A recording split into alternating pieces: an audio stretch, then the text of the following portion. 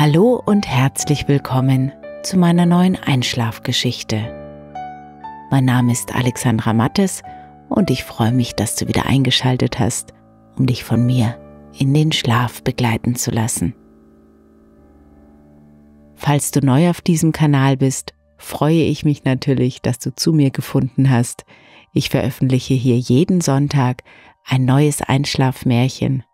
Und bevor es mit dem Märchen losgeht, führe ich dich durch eine entspannende und meditative Abendroutine und im Anschluss lese ich dir dann eine Geschichte vor. Es sind manchmal bekanntere, manchmal unbekannte Märchen aus der ganzen Welt, manchmal kürzere, manchmal längere, manchmal sinnvollere, manchmal weniger sinnvolle. Aber eines ist immer gleich: die Geschichten gehen am Ende gut aus, sodass du jederzeit ganz beruhigt einfach einschlafen kannst. Ich habe heute ein Märchen aus Bulgarien für dich vorbereitet. Es heißt Gute Taten und ich habe es ein wenig abgewandelt. Dann würde ich sagen, wir beginnen mit unserer Abendentspannung.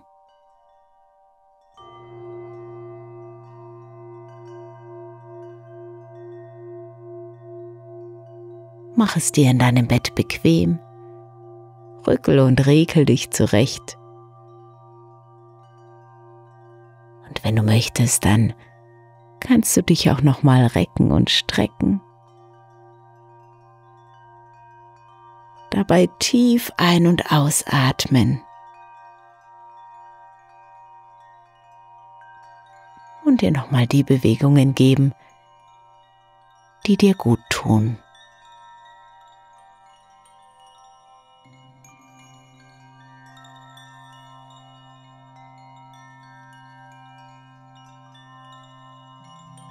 Dann finde eine Position, in der du es bequem hast. Werde ganz ruhig. Und wenn noch nicht geschehen, schließe deine Augen.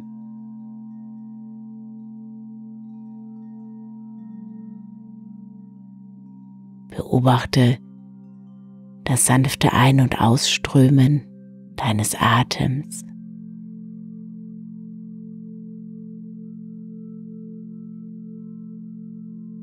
Lasse deinen Atem ganz natürlich fließen.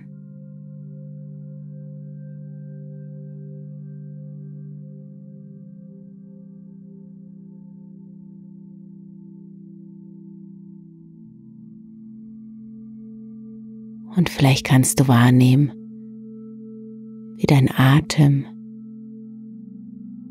sich in deinem Bauch und deiner Brust ganz sanft ausbreitet.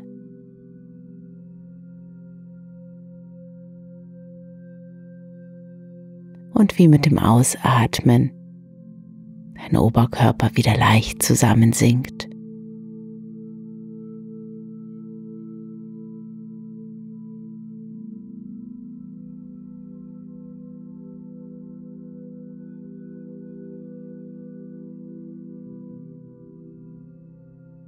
Lasse deinen Körper ganz schwer werden.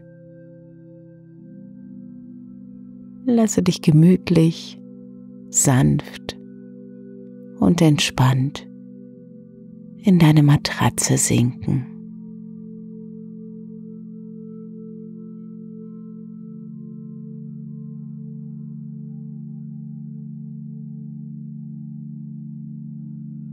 Spüre, an welchen Stellen du mit der Matratze, mit der Unterlage verbunden bist.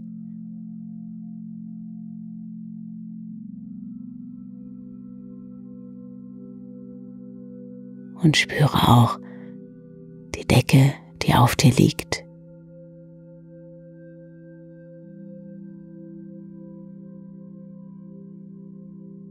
Wie dein Kopf immer schwerer und schwerer ins Kissen sinkt.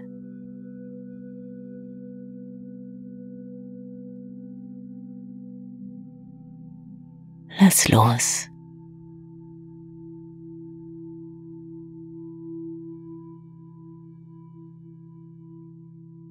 gemütlich und geborgen.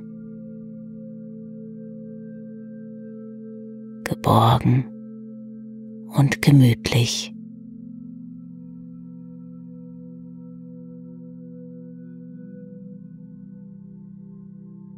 Spüre, wie du jetzt an diesem einzigartigen Abend hier in deinem Bett liegst.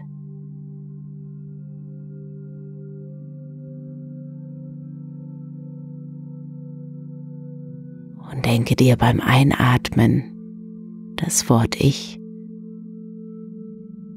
und beim Ausatmen das Wort Bin.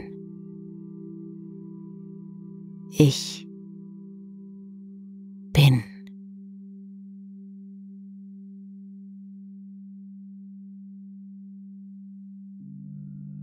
Und es geht gar nicht darum, irgendetwas Besonderes zu sein,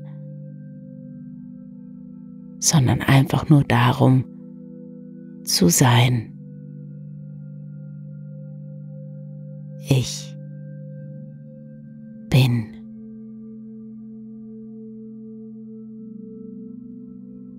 Nicht mehr und nicht weniger. Jetzt und hier.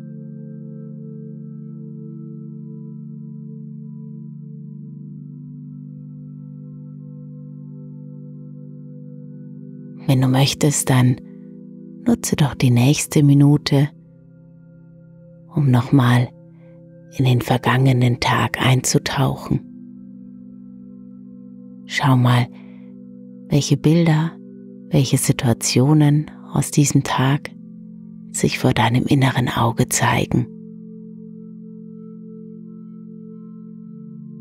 1 Minute für deine Bilder deines heutigen Tages.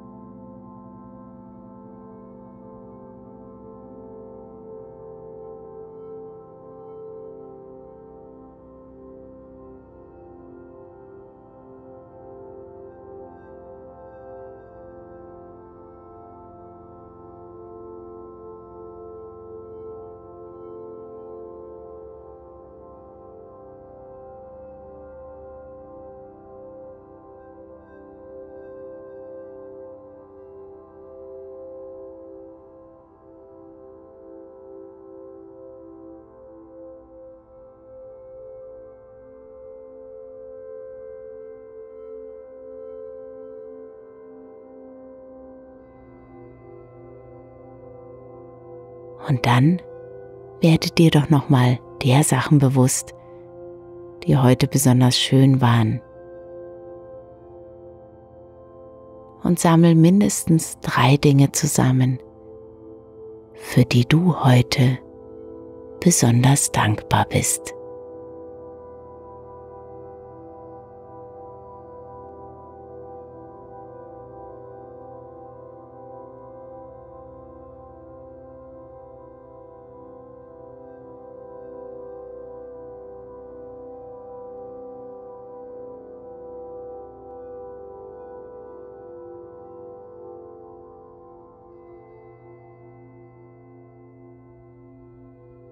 Dann lasse deine Gedanken an den Tag wieder los.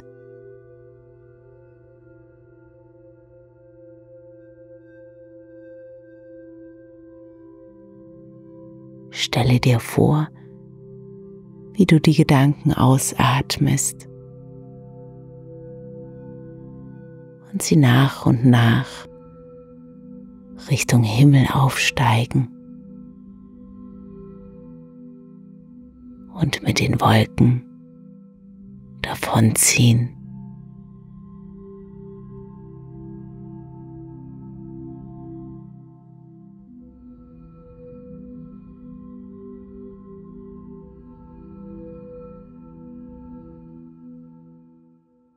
Der Tag ist vorbei und für dich gibt es jetzt nichts mehr zu tun, als einfach nur zu entspannen.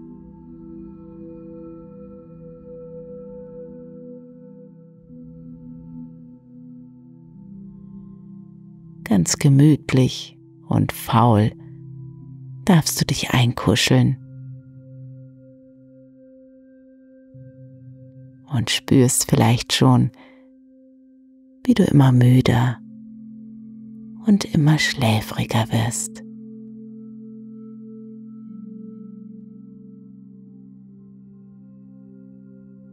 Deine Augen fest verschlossen. Deine Arme und Beine immer schwerer. Und das darf sich gut anfühlen.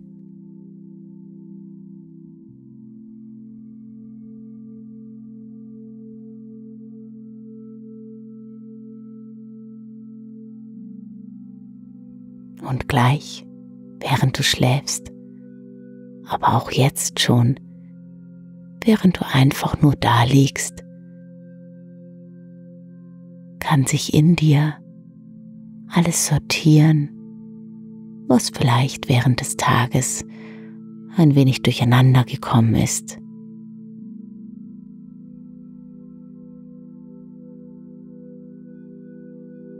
Es wird ausgeglichen, repariert. Körper und Geist regenerieren. Und jede Zelle in dir weiß ganz genau, was zu tun ist. Ganz gleich, ob du jetzt darüber nachdenkst oder nicht.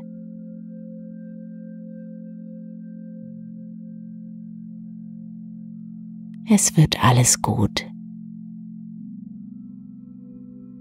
sodass du morgen erholt und ausgeschlafen in den neuen Tag starten kannst.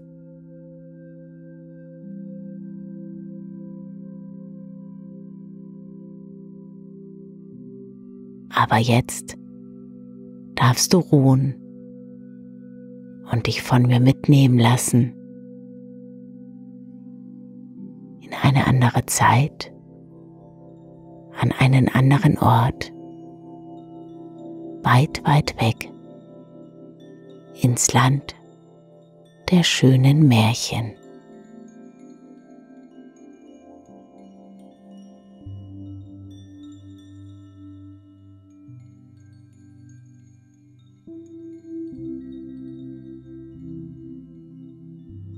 Es war einmal ein großer und mächtiger Zar. Der war zwar reich, aber gleichzeitig so geizig, dass er selbst bei den kleinsten Dingen sparte und niemals jemandem seine Hilfe anbot.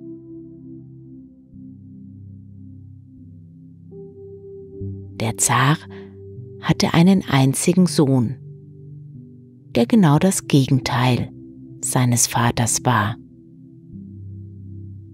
Er war mitfühlend, großzügig und von gutem Herzen.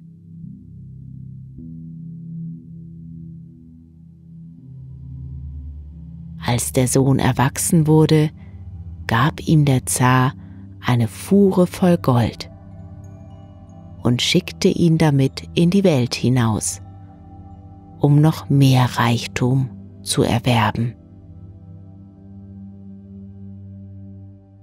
Nach 3 Jahren musst du mir das Dreifache an Gold zurückbringen, befahl der Zar. Falls nicht, so sollst du meinen Palast nie wieder betreten.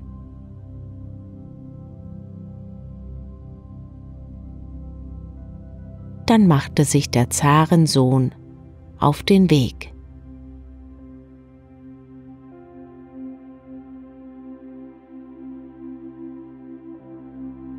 Er reiste in andere Länder, besuchte Städte und Orte und traf viele Menschen.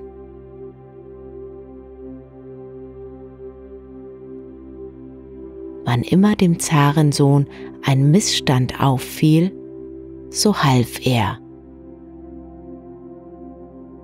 Und nach nur einem Jahr hatte er sein ganzes Geld für wohltätige Zwecke ausgegeben.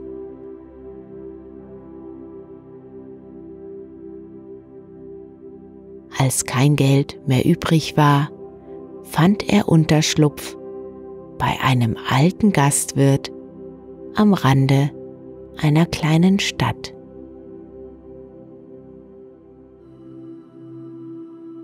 Der Gastwirt aber war von gebeugter Statur und sah unglücklich aus, denn ihm fehlten die Gäste und damit auch ein ausreichendes Einkommen.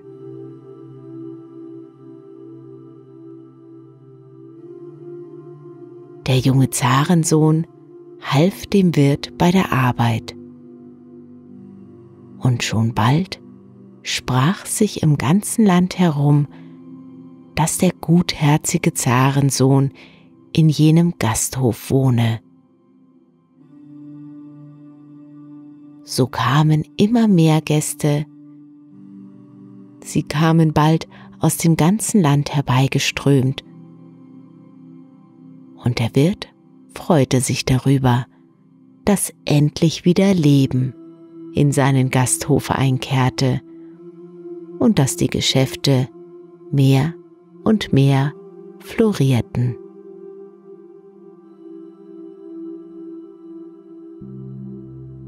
Unser Zarensohn wurde zum Mutmacher und Ratgeber für die Sorgen und Nöte der Menschen.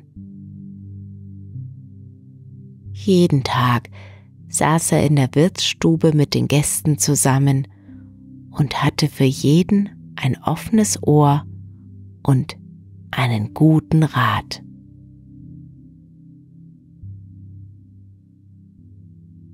Bald konnte der Wirt Helfer einstellen und kam zu ansehnlichem Wohlstand. Nach einem Jahr spürte der Zarensohn, dass seine Zeit gekommen war, Abschied zu nehmen und weiterzuziehen.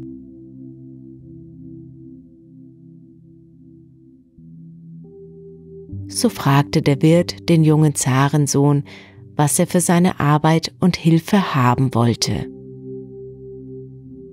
Dieser antwortete: Nur so viel Geld, dass ich weiter in die Fremde reisen kann. Und der Wirt stimmte zu. Ein junger Reisender, der gerade Gast im Wirtshaus war, bot an, den Zarensohn auf seiner Weiterreise zu begleiten, ihn zu beschützen und ihm zu dienen. Während der Zeit im Gasthof hatten sich die beiden angefreundet, und der Wirt, dem sehr am Wohl des Zarensohns gelegen war, war froh, dass der Zarensohn nun Gesellschaft und Schutz auf seiner Weiterreise haben würde.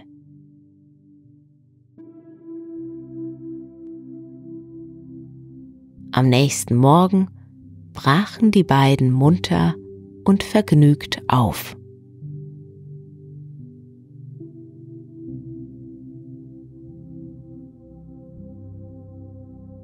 Während ihrer ersten Rast sagte der Gefährte: Bruder, lass uns hier und jetzt schwören, dass wir uns immer treu bleiben und dass wir alles teilen, was wir erwerben, bis wir zurückkehren. Der Zarensohn schlug ein und sie schworen sich ewige Treue.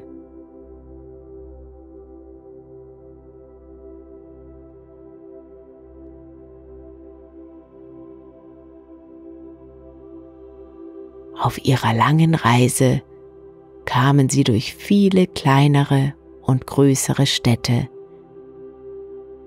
durch Einöden und Wälder, über Berge und durch Täler. Und sie erreichten schließlich das Land eines anderen Zaren. Dort kamen sie in die prächtige Hauptstadt und pausierten an einem Brunnen, unweit des Zarenpalastes.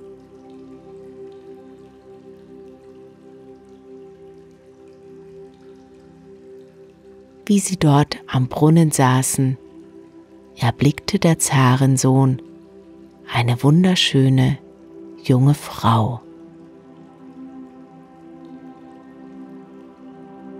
Ihre Blicke trafen sich und beide spürten eine sofortige, tiefe Verbindung, die ihre Herzen berührte.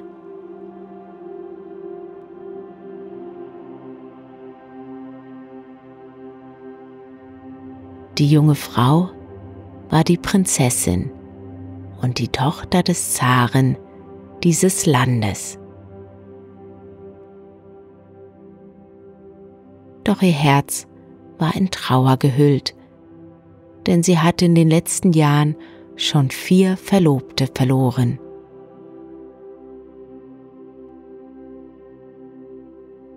Der Zarensohn und die Prinzessin kamen ins Gespräch und unterhielten sich lange. Und während sie miteinander sprachen, entfachte sich ihre Liebe wie ein sanftes Feuer.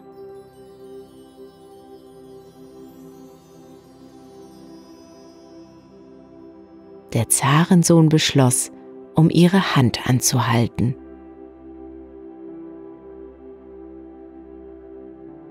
Und so ging sein Gefährte zum Vater der Prinzessin, um für ihn zu bitten.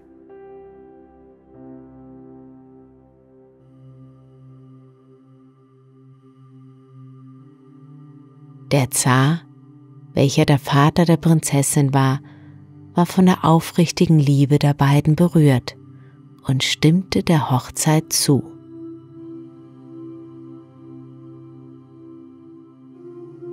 Doch die Menschen am Hofe warnten den Zarensohn und sagten: Nimm dich in Acht, auf der Prinzessin liegt ein böser Zauber.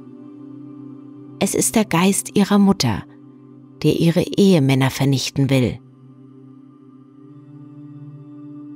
Der Gefährte jedoch versicherte den Zarensohn, dass er ihn und die Prinzessin beschützen würde. Die Hochzeit wurde prächtig, doch in kleinem Rahmen gefeiert, denn man wollte den Zauber nicht heraufbeschwören.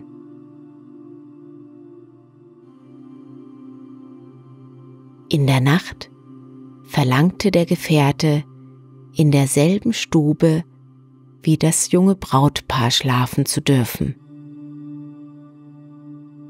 Die Prinzessin und der Zarensohn stimmten zu. Und der Gefährte wachte die ganze Nacht und beschützte das Paar. Die beiden schliefen tief und fest, sicher und geborgen.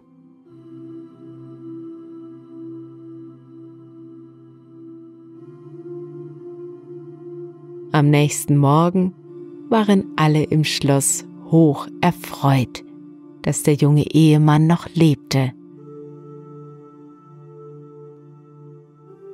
Nacht für Nacht wachte der Gefährte nun am Bett des jungen Paares.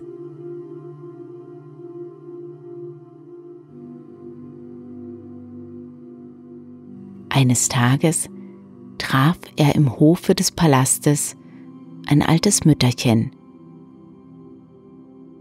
Sie war schon lange Jahre am Palast des Zaren angestellt. Im Vorübergehen flüsterte sie ihm zu: Um den bösen Zauber zu lösen, musst du den Geist erschrecken.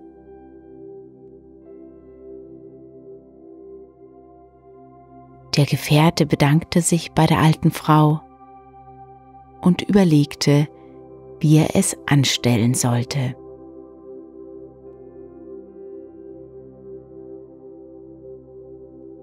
Die Zeit war gekommen, da der Zarensohn zurück in seines Vaters Reich reisen wollte, um dort seine neue Frau vorzustellen.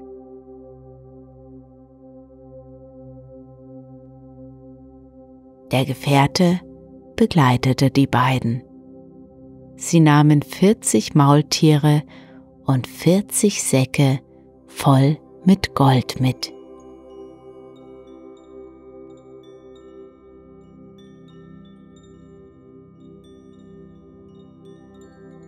Als sie zu der Stelle kamen, wo sich der Zarensohn und sein Gefährte zu Beginn ihrer Reise ewige Treue geschworen hatten, sagte letzterer: Nun müssen wir teilen. Und sie teilten das Gold und die Maultiere.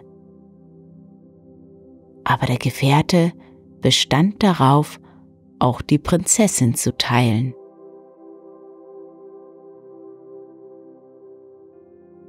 Der Zarensohn war entsetzt und bat ihn, sie zu verschonen und auf seinen Anteil zu verzichten. Der Gefährte jedoch zog sein Messer, und im selben Augenblick erschrak die Prinzessin so sehr, dass der böse Zauber von ihr abfiel und der Geist gen Himmel steigen konnte.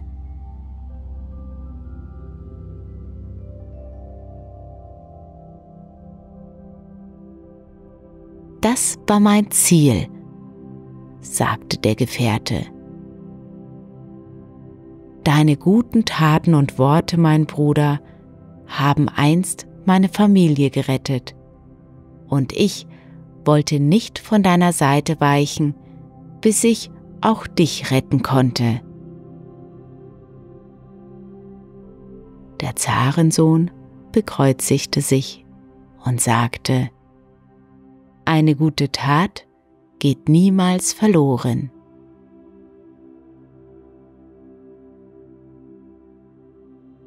Sie umarmten sich und blieben ihr Leben lang in tiefer Freundschaft verbunden.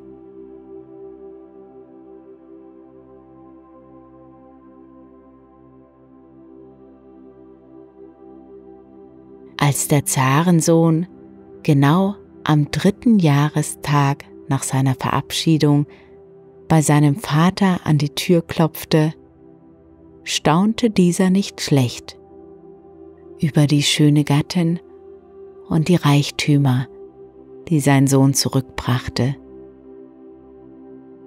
Und es wurde erneut Hochzeit gehalten, und alle waren eingeladen.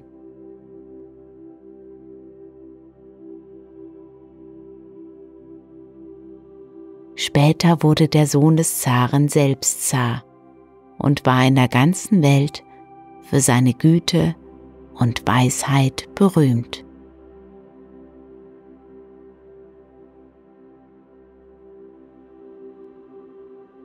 Und wenn sie nicht gestorben sind, so leben sie auch heute noch in Liebe und Frieden.